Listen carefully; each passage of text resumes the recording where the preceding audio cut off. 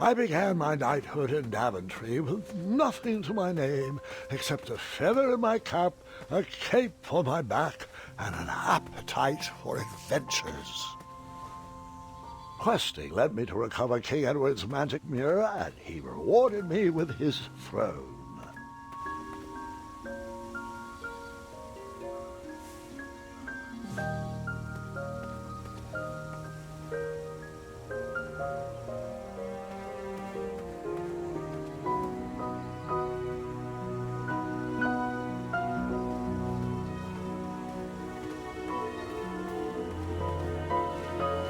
I inherited a flawed but charming kingdom, and I worked tirelessly to restore the land to its former glory.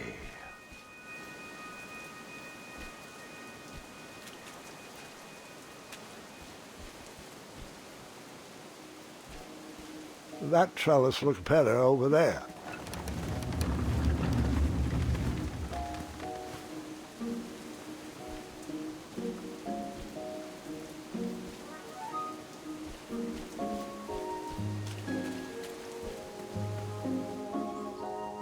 In a few short years, I had grown into the king I'd always wanted to be. And while I was proud of the Daventry I had shaped, something still felt like it was missing.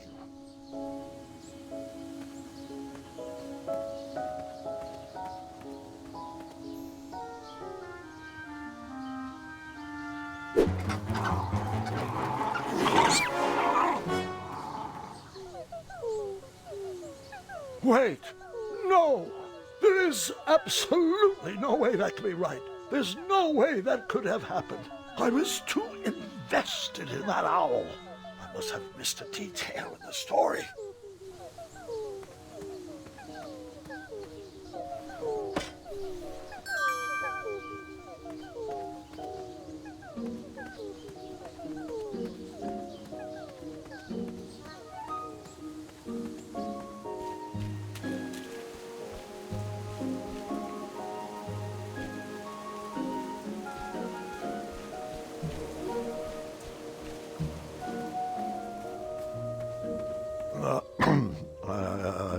I forgot one small detail. I began my knighthood in Daventry with nothing to my name except a feather in my cap, a cape on my back, an appetite for adventures, and a small shovel in my pocket.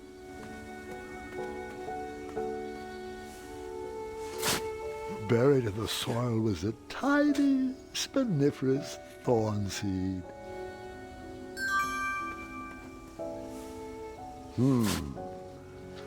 No treasure there.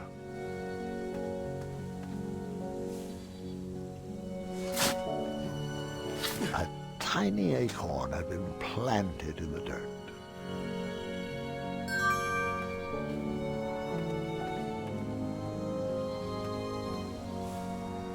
That looked like a great spot for a spiniferous thornweed plant to thrive.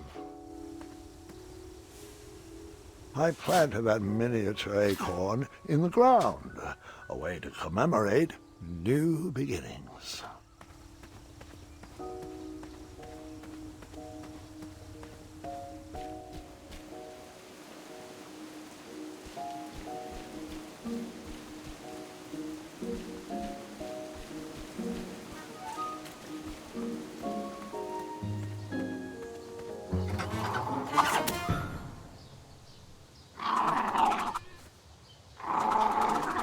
The family of chirping owls brought a smile to my face, but anguish to my heart.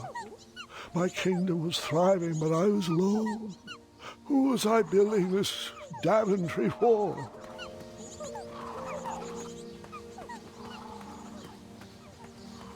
The loneliness of the road that night was only offset by the company of my hungry, rumbling tummy. I headed back to the castle for a bite to eat.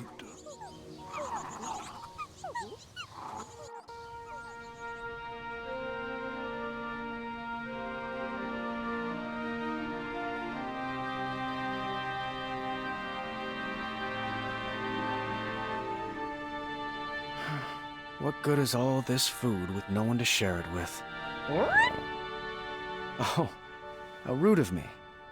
Here you go. Sire, Daventry Decree 74311... I know. No animals are allowed at the table.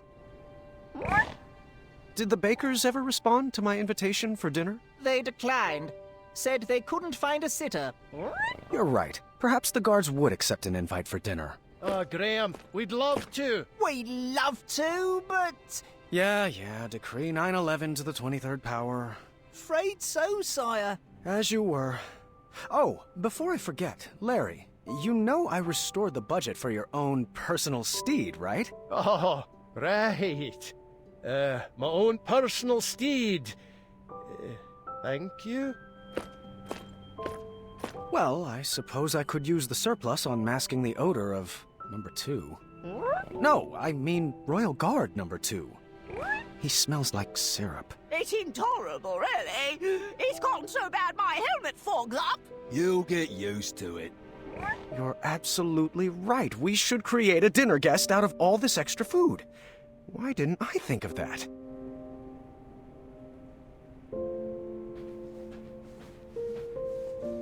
Someone had placed a second throne next to mine as a hint. I bet it was Royal Guard number 2. He was growing old and anxious for Graham kids. Really? You're using your own name in puns now? You're right. That pun was chairless.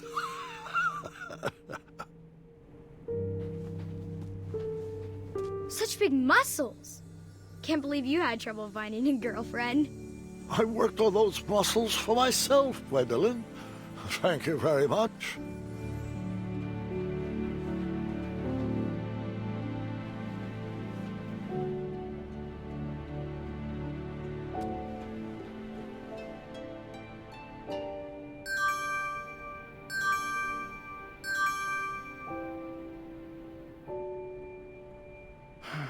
What good is all this food with no one to share it with?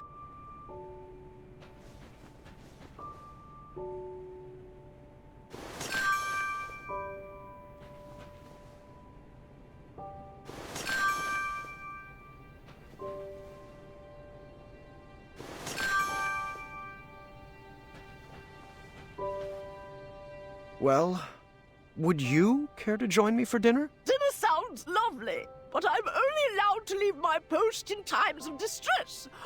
Or if that plate of peas needs to be replenished. Oh, I think they went too strong on the lavender again. I can smell the spices from here.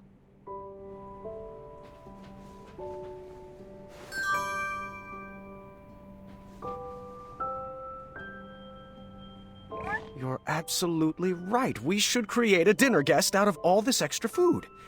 Why didn't I think of that?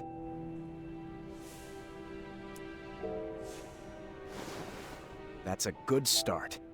What else can we add to her? You're right, she does need a cape. A purple cape. What about a hat? What should we use for the face?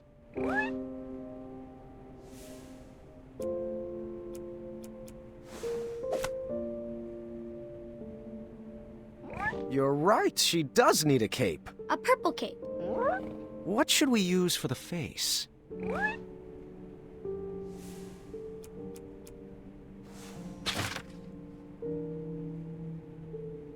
You're right, she does need a cape. A purple cape.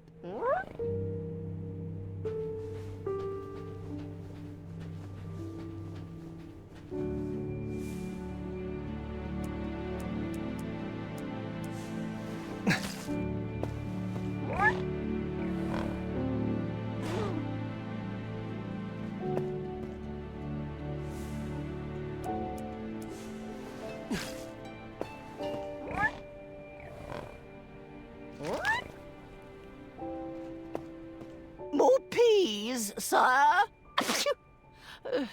Apologies. I'm allergic to the lavender.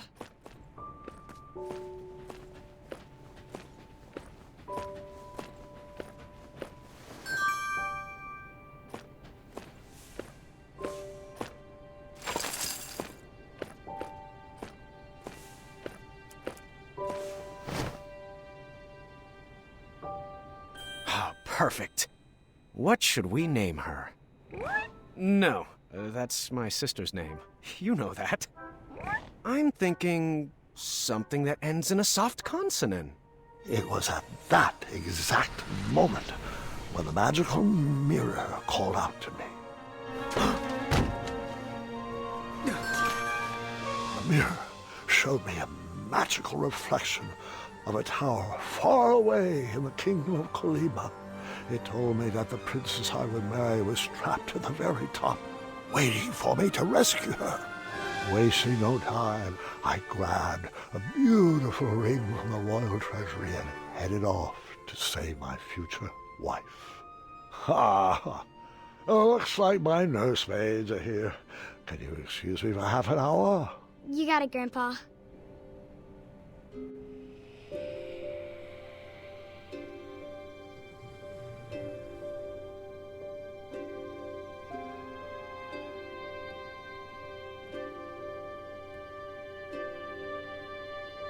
Gwendolyn, it's your move. Oh. What's taking them so long? I'm honestly not sure. He's probably just distracting the nursemates with his jokes. For 4 hours? Would that really surprise you? No, I guess not.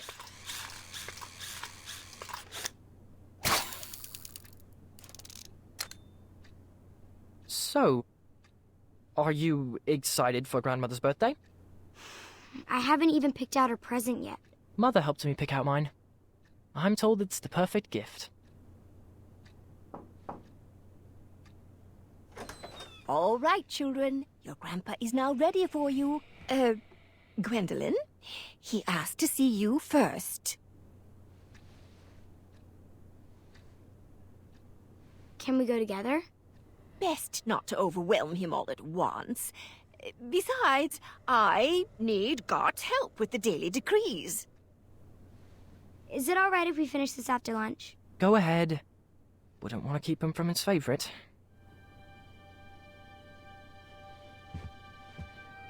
Your grandfather doesn't have favorites, Scott. He loves each of you in his own special way. Now tidy up and meet me in the throne room. I've got 3 trays of appetizers with your name on them. Own special way. Doesn't matter. Not with Addendum 48677 in the books.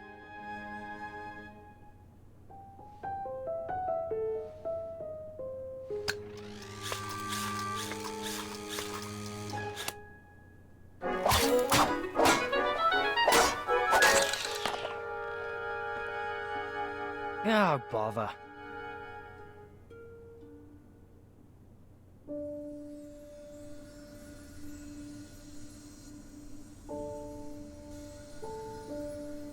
Come on.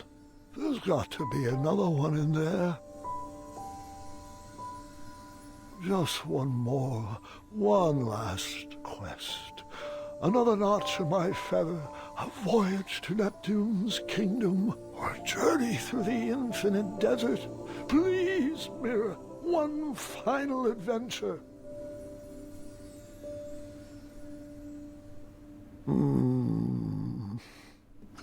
Grandpa, Ah, just the person I wanted to see. are you doing all right? I am now. Did they find you the right medicine? Your company is better than any medicine in those vials. Yeah. Now, come, sit. This time, you picked the story. Something with a dragon, perhaps. Actually, could you tell me more about Grandma? Everyone knows she's a great queen, and she's nice and regal and wonderful. But none of that's helping me pick out her birthday present. I want to get her something really special. Of course. I suppose there's no better place to start than at the beginning, when my travels led me to the Enchanted Isles.